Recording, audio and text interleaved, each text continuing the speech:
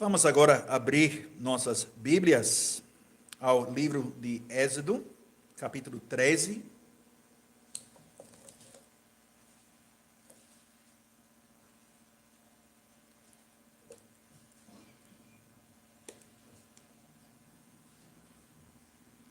E vamos começar nossa leitura em versículo 17.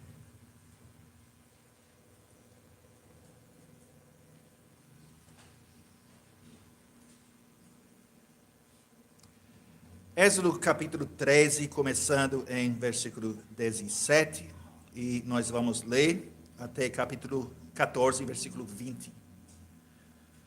E assim diz a palavra de Deus: Tendo Faraó deixado ir o povo, Deus não o levou pelo caminho da terra dos filisteus, posto que mais perto, pois disse: para que porventura o povo não se arrependa, vendo a guerra, e torne ao Egito.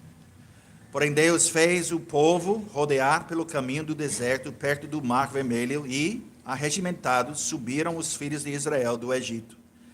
Também levou Moisés consigo os ossos de José, pois havia este feito os filhos de Israel jurarem solenemente, dizendo: certamente Deus os visitará. Daqui, pois, levai convosco os meus ossos. Tendo, pois, partido de Sucote, acamparam-se em Etã, à entrada do deserto. O Senhor ia adiante deles durante o dia numa coluna de nuvem, para os guiar pelo caminho. Durante a noite, numa coluna de fogo, para os alumiar, a fim de que caminhassem de dia e de noite. Nunca se apartou do povo a coluna de nuvem durante o dia, nem a coluna de fogo durante a noite. Disse o Senhor a Moisés: fala aos filhos de Israel que retrocedam e se acampem defronte de Pi-Airote, entre Migdol e o mar, diante de Baal-Zefon. Em frente dele os acampareis junto ao mar. Então Faraó dirá dos filhos de Israel: estão desorientados na terra, o deserto os encerrou. Endurecerei o coração de Faraó para que os persiga, e serei glorificado em Faraó e em todo o seu exército, e saberão os egípcios que eu sou o Senhor. Eles assim o fizeram.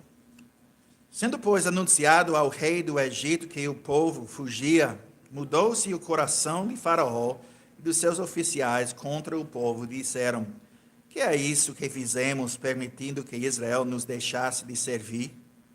E aprontou Faraó o seu carro e tomou consigo o seu povo. E tomou também 600 carros escolhidos e todos os carros do Egito, com capitães sobre todos eles. Porque o Senhor endureceu o coração de Faraó, rei do Egito, para que perseguisse os filhos de Israel. Porém, os filhos de Israel saíram afoitamente. Perseguiram-nos os egípcios, todos os cavalos e carros de Faraó, e os seus cavalarianos, e o seu exército, e os alcançaram acampados junto ao mar, perto de Pi-Airote, defronte de Baal-Zefon. E chegando Faraó, os filhos de Israel levantaram os olhos, e eis que os egípcios vinham atrás deles, e temeram muito. Então os filhos de Israel clamaram ao Senhor. Disseram a Moisés: será por não haver sepulcros no Egito que nos tiraste de lá, para que morramos nesse deserto? Por que nos trataste assim, fazendo-nos sair do Egito? Não é isso o que te dizemos no Egito? Deixa-nos, para que sirvamos os egípcios? Pois melhor nos fora servir aos egípcios do que morrermos no deserto.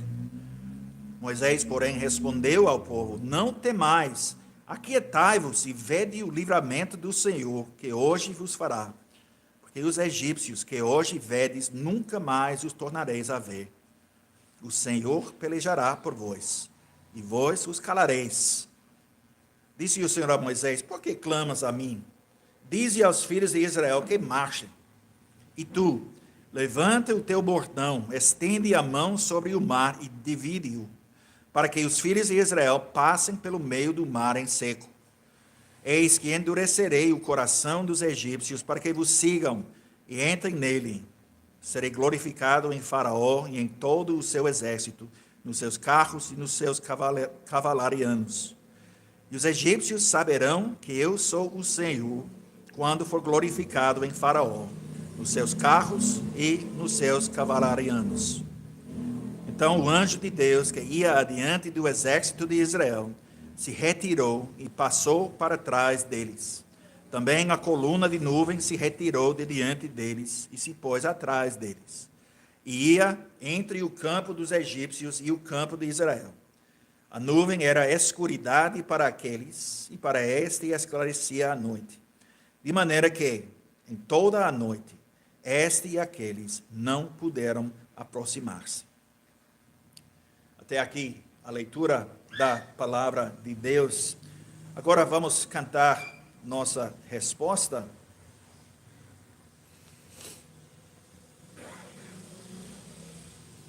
A leitura da palavra.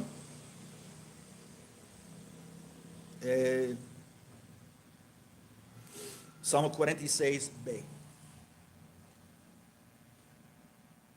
Refúgio e fortaleza é Deus presente em socorrer nas horas de tribulação.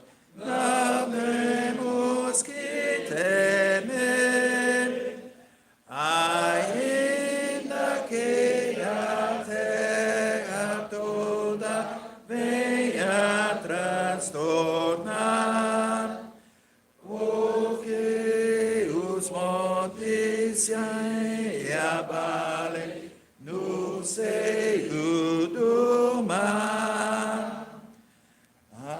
Ainda que as águas venham a tumultuar, também os montes estremeçam com fúria total. O rio, a cidade do Senhor vem alegrar, o santuário das moradas do mais alto ser, e no seu meio Deus está, jamais se abalará. Ajuda, pois Deus lhe trará desde o amanhecer.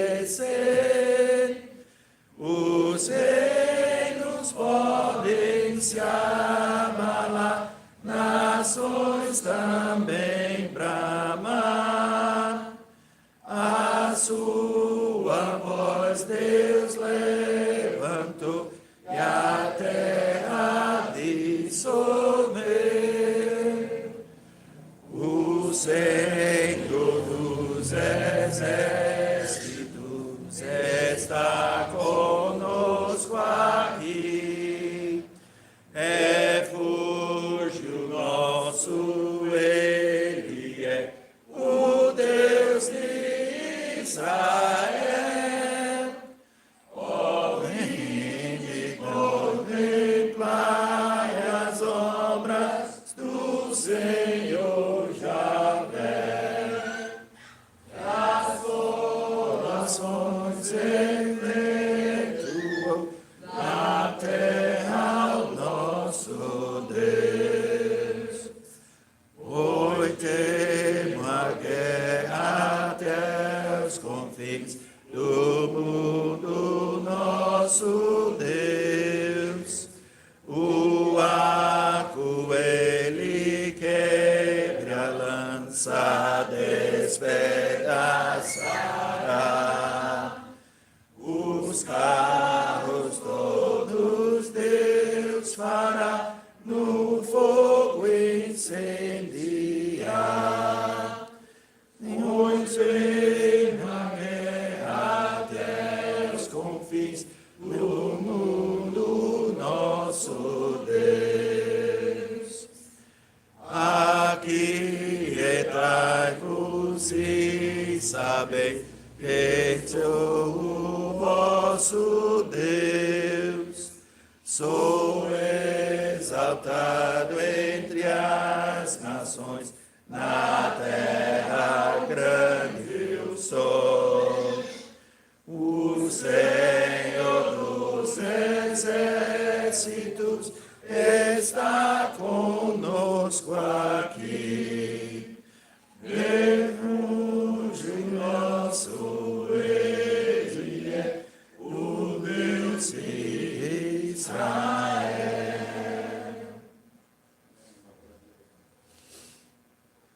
texto do sermão é da passagem que nós já lemos. E vamos ler mais uma vez os últimos 2 versículos de capítulo 13, que serão o foco do sermão. E assim diz a palavra de Deus: o Senhor ia adiante deles durante o dia, numa coluna de nuvem para os guiar pelo caminho, durante a noite, numa coluna de fogo para os alumiar, a fim de que caminhassem de dia e de noite. Nunca se apartou do povo a coluna de nuvem durante o dia, nem a coluna de fogo durante a noite. E também, versículos 19 e 20 de capítulo 14. Então o anjo de Deus que ia adiante do exército de Israel se retirou e passou para trás deles. Também a coluna de nuvem se retirou de diante deles e se pôs atrás deles. E ia entre o campo dos egípcios e o campo de Israel. A nuvem era escuridade para aqueles e para este esclarecia a noite. De maneira que em toda a noite, este e aqueles não puderam aproximar-se. Até aqui a leitura do texto. Que Deus abençoe a leitura da palavra e também a pregação da palavra. Amada congregação do nosso Senhor Jesus Cristo, as pragas no Egito tinham acabado. O rei do Egito, o faraó, havia expulsado os filhos de Israel da sua terra. O povo do Egito quase implorou para que partissem. Eles escaparam da ira do destruidor pela graça de Deus.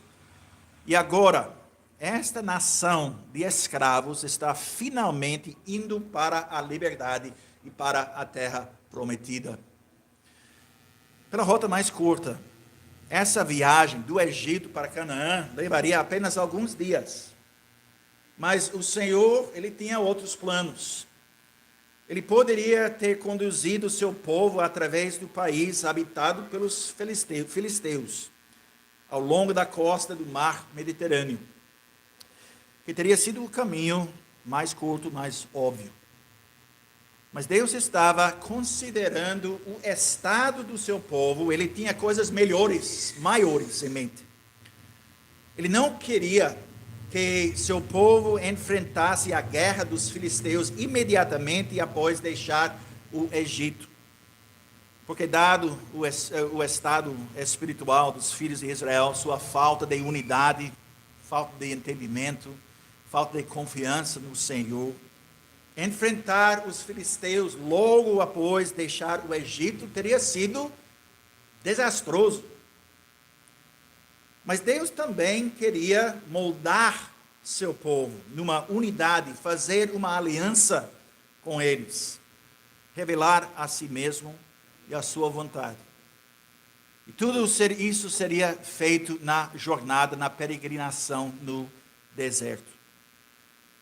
Então, quando esse trabalho fundamental fosse concluído, os filhos de Israel teriam permissão para entrar na terra prometida. Eles iriam do leste, movendo-se para o oeste, para a terra que o Senhor havia prometida ao seu pai Abraão. Assim como o próprio Abraão havia feito. E havia mais uma coisa que precisava acontecer. Se Israel tomasse o caminho mais longo, o faraó pensaria que eles haviam se perdido no deserto e os perseguiria quando o choque da noite da Páscoa passasse. E tudo isso estava no plano do Senhor. Ele endureceria o coração do faraó para que pudesse ganhar glória para si mesmo. Ele faria isso através da destruição total do rei do Egito e de todos os seus exércitos. O que está claro nessa história é que o Senhor está no controle. É Ele que está conduzindo o seu povo como um pastor conduz suas ovelhas. Ele está presente com eles e de forma poderosa, visível. Cerca de 400 anos atrás, antes, ele havia aparecido a nosso pai, Abraão, como uma tocha flamejante, passando por vários animais que haviam sido abatidos. E apenas um pouco antes, ele apareceu a Moisés no deserto na forma de uma sarça ardente. E agora ele faz a sua aparição conhecida mais uma vez, na forma de uma grande coluna. Uma coluna que parecia uma coluna enorme de fogo e de nuvem. E foi uma visão, podemos somente imaginar, foi uma visão gloriosa. O Senhor havia prometido que estaria com seu povo, e aqui estava ele, dando-lhes evidências da sua presença na forma dessa coluna. Em sua presença nessa coluna, o Senhor dirigiria seu povo. Ele os conduziria no caminho que havia escolhido, e ele protegeria seu povo. Ele os manteria a salvo de danos. O anjo do Senhor, nós lemos, o anjo do Senhor estava presente na coluna. Ele estava liderando, protegendo seu povo. Em outras palavras, eles não estavam sozinhos. Eles nem precisavam contar apenas com o líder humano, Moisés, para guiá-los.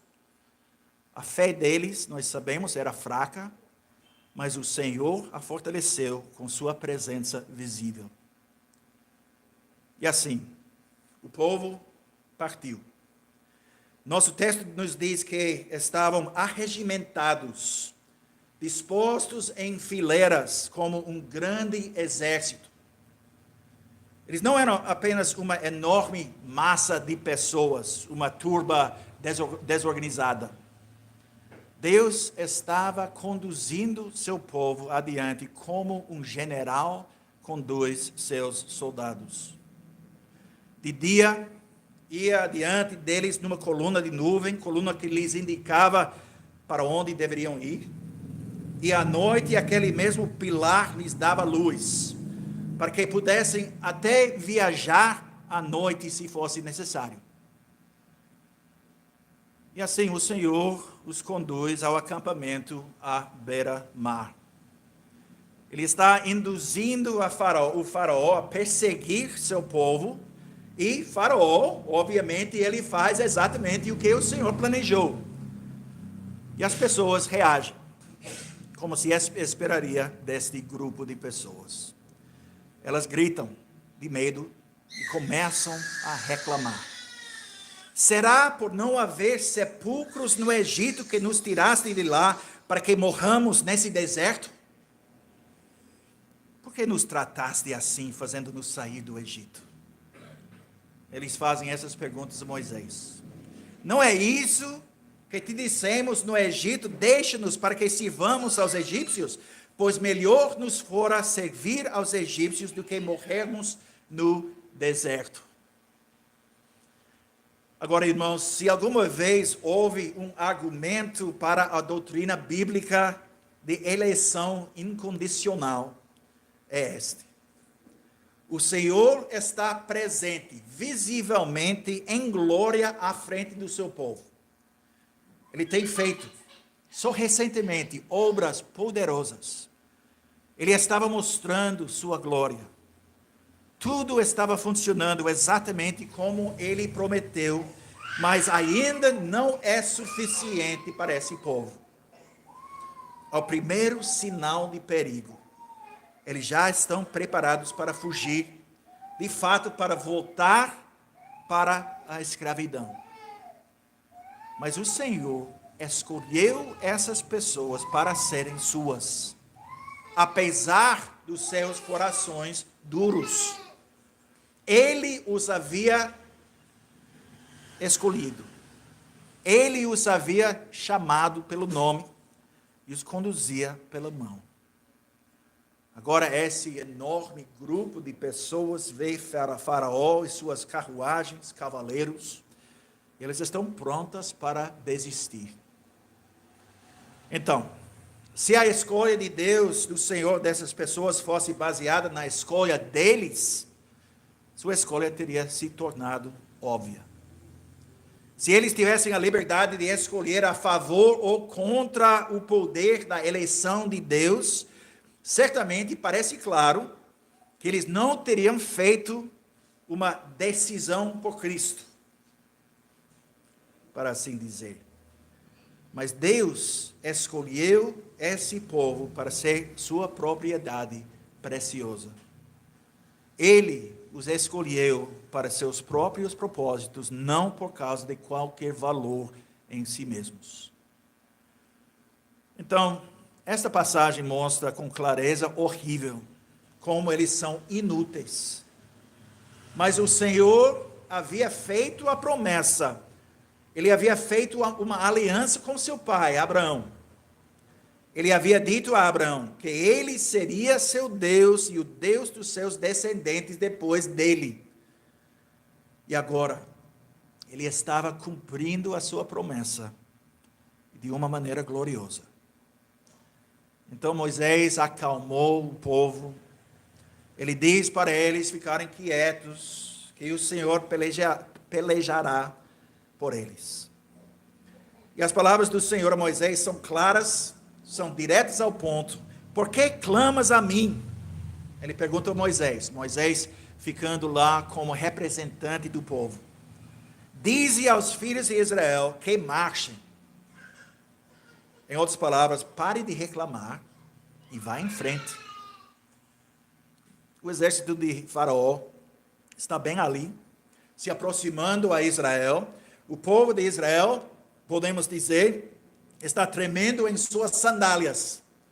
Estão prontos para se render e voltar a uma vida de fazer tijolos, de trabalhar como pedreiros em escravidão.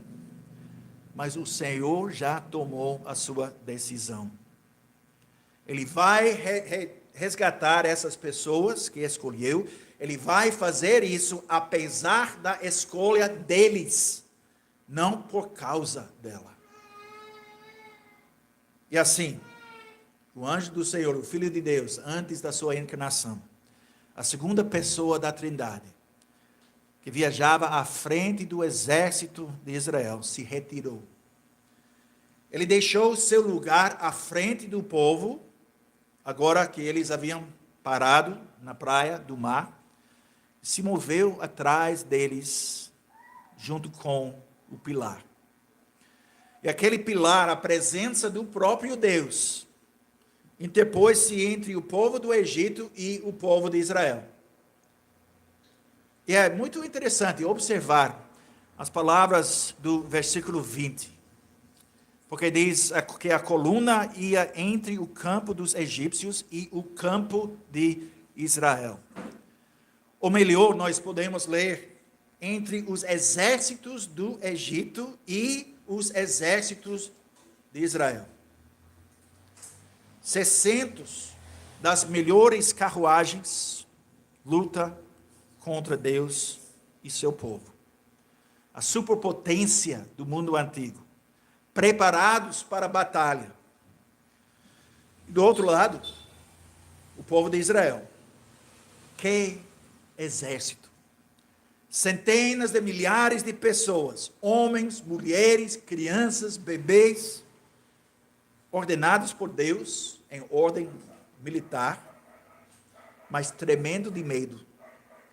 Se Deus não estivesse ativamente envolvido nessa luta, nessa guerra, nessa batalha, os resultados teriam sido rápidos, sangrentos e vergonhosos para os israelitas. Mas o fato é, irmãos, que Deus está presente. Ele conduziu o seu povo até aqui, até esse lugar. Ele os dirigiu. E ele continuaria a dirigi-los. Mas agora, ele se move para defender seu povo. E a noite cai. Os egípcios logo atrás dos israelitas, e durante toda aquela noite, aquela coluna traz trevas para um lado, para o lado dos egípcios, e luz para o outro lado, para o lado do povo de Deus. Era uma coluna, uma presença, Mas tinha dois efeitos diferentes. Para o povo que Deus havia rejeitado, esta coluna era uma coluna de escuridão, de cegueira, de incompreensão absoluta. Mas para o povo que Deus havia escolhido, por mais infiel, por mais miserável que fosse, a presença de Deus trouxe luz, luz gloriosa, conforto, segurança. Uma presença, mas uma presença com dois resultados. Um pilar, mas com dois significados. A proteção estava de um lado, a cegueira do outro. E assim, nenhum dos lados poderia se aproximar do outro a noite toda. Com incrível paciência, o Senhor está fortalecendo o seu povo. Mesmo o descrente mais incrédulo em Israel deve ter ficado impressionado com a visão da presença do Senhor, a presença protetora de Deus. E quando a luz da presença de Deus brilhou sobre eles, foi revelado ao povo de Israel, mais uma vez, o amor de Deus e o escudo protetor de Deus ao seu redor. Mas do outro lado, tudo estava escuro. O coração do faraó e também do seu povo havia sido endurecido. Eles não viram a glória de Deus. Eles não podiam ver a glória do Senhor naquele pilar, porque Deus havia tirado a visão deles. Mas também não conseguiram chegar aonde queriam. Eles não podiam atacar o povo de Israel, porque o caminho estava bloqueado. Eles não viram o amor de Deus, eles não viram de fato nada. Deus estava presente. Ele era ativo, como sempre, mas eles estavam cegos para a sua atividade. E há apenas uma razão pela qual aquela coluna de chamas ardentes do Senhor não consumiu o povo de Israel. No livro de Hebreus, nós podemos ler que nosso Deus é um fogo consumidor. Mas o fogo do Senhor tem dois propósitos: consumir e destruir, ou, por outro lado, purificar e refinar.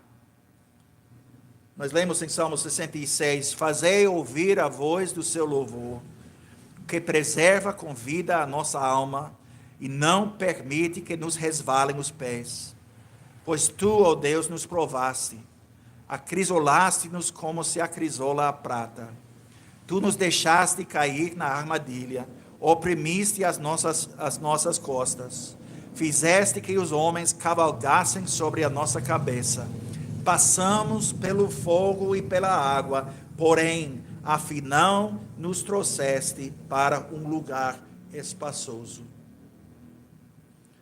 Então, para o povo de Deus, o povo eleito de Deus, o fogo de Deus é um fogo de refinamento, um fogo de purificação.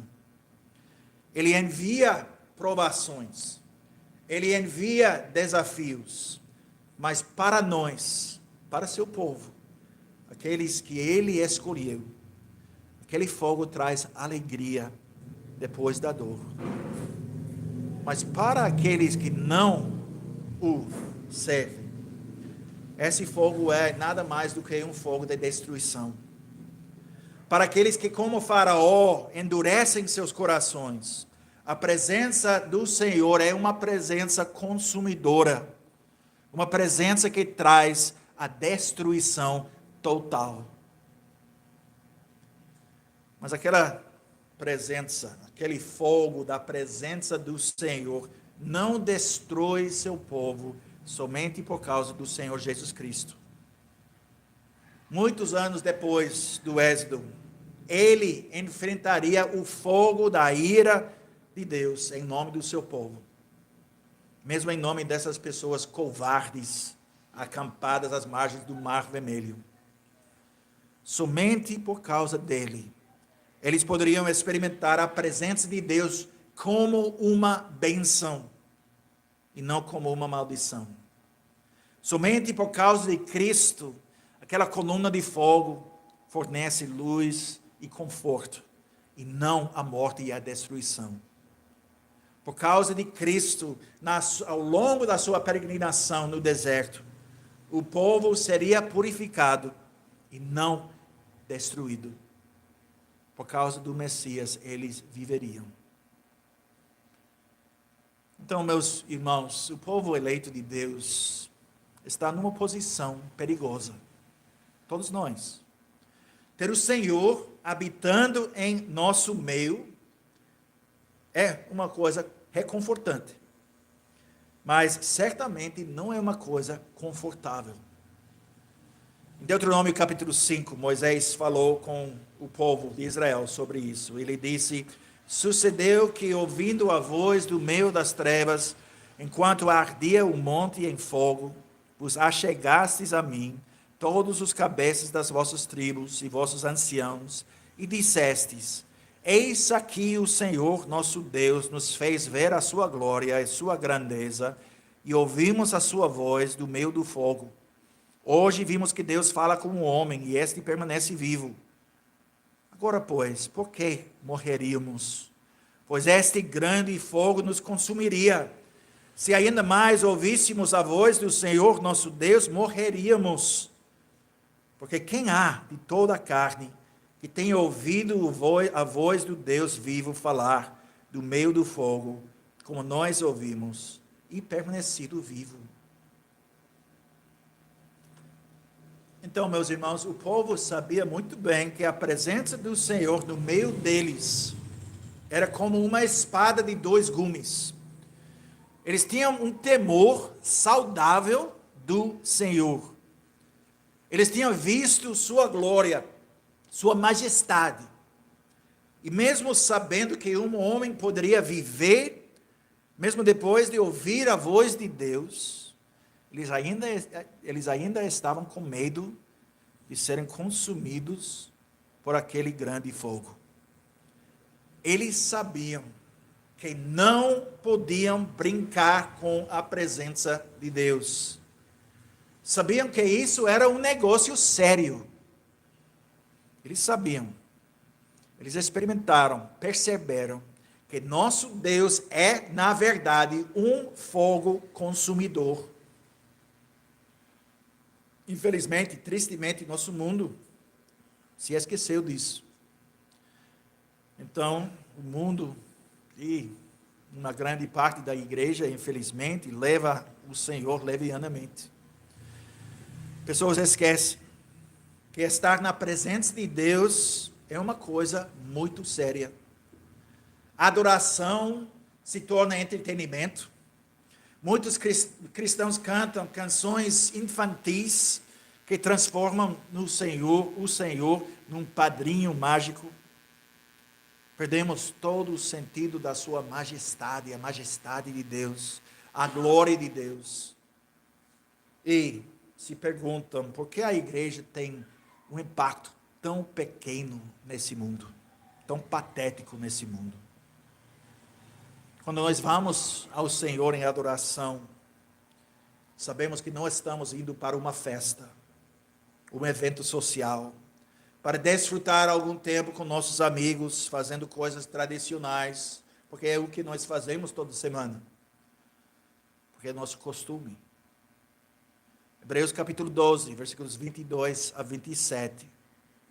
Mas tende chegado ao monte Sião e à cidade do Deus vivo, a Jerusalém celestial e a incontáveis hostes de anjos, e a universal assembleia e igreja dos primogênitos arrolados nos céus, e a Deus, o juiz de todos, e aos espíritos dos justos aperfeiçoados, e a Jesus, o mediador da nova aliança, e ao sangue da aspersão, que fala coisas superiores ao que fala o próprio Abel.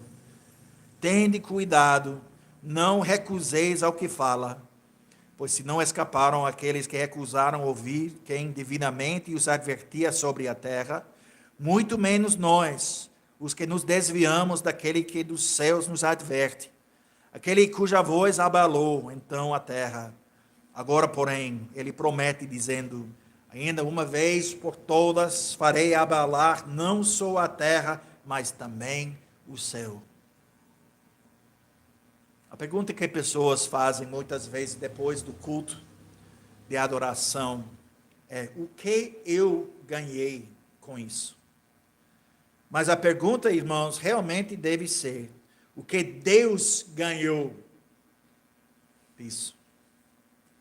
Infelizmente, meus irmãos, muitas vezes não consideramos a glória de Deus. Muitas vezes não consideramos a majestade de Deus.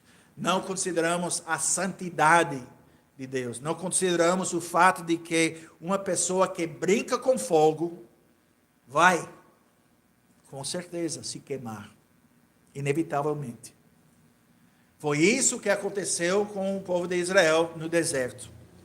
Repetidas vezes, quando se esqueciam de que estavam adorando o Deus Santo, o Deus que exige nossa lealdade completa, eles sentiram a ira de Deus.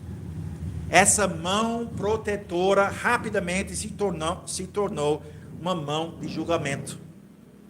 Aquele fogo de proteção rapidamente se transformou num fogo de destruição. Mas quando nos lembramos disso, quando nos lembramos de que o Deus que adoramos não é alguém com quem se brinca, não se trata levianamente, então podemos experimentar sua presença como aquele que nos dirige, aquele que nos protege, como aquele que nos conduz, aquele que nos defende. Nosso Senhor Jesus Cristo, Ele abriu o caminho para a presença de Deus. E agora, em união com Ele, nós podemos entrar nessa presença santa também. E Ele nos protege. Se o seguirmos, se andarmos onde Ele andou, se ficarmos onde Ele esteve, estaremos unidos a Ele, estaremos seguros, a salvo do fogo, da ira do Senhor, e a salvo de todos os nossos inimigos, os inimigos do povo de Deus, e há muitos.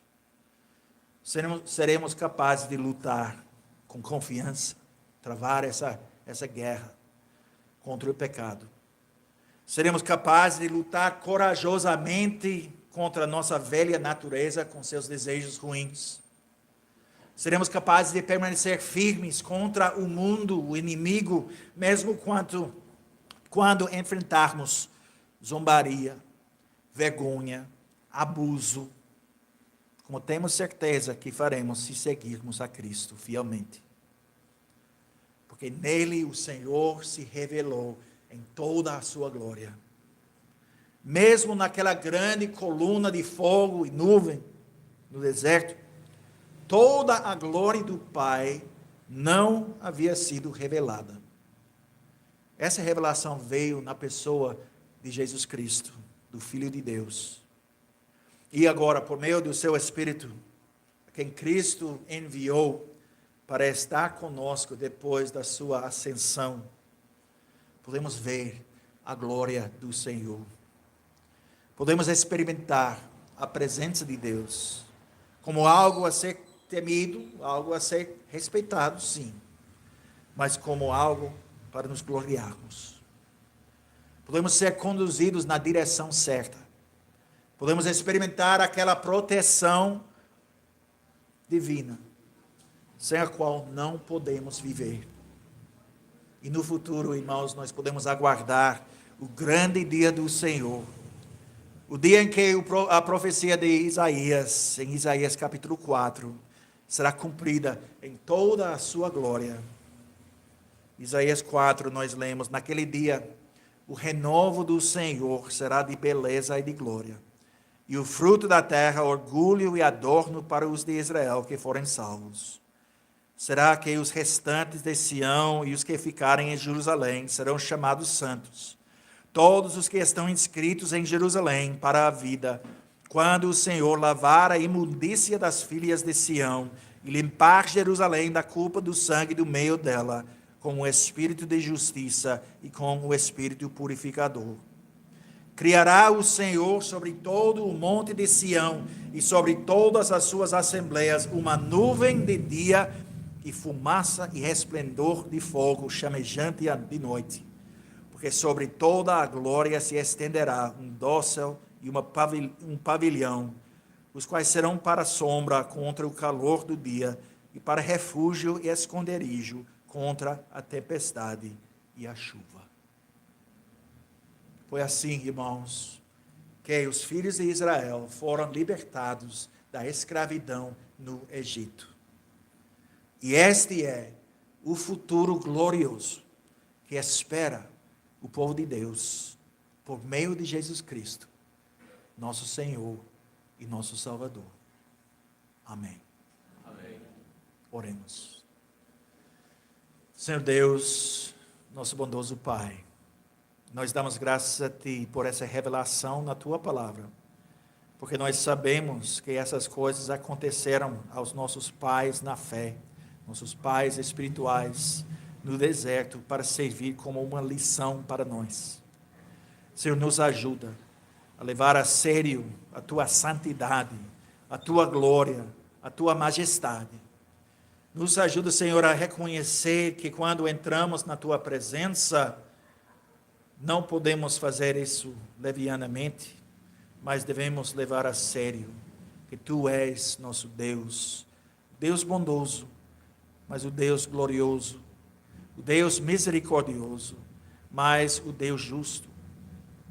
E ao mesmo tempo, nos ajuda a viver uma vida de confiança, sabendo que nós temos algo muito mais do que essa coluna que nossos pais experimentaram no deserto. Nós temos a presença do Espírito Santo entre nós e dentro de nós, para nos guiar, para nos defender, para nos proteger. Nos ajuda a viver com confiança quando enfrentamos dificuldades nessa vida e perseguição de qualquer forma.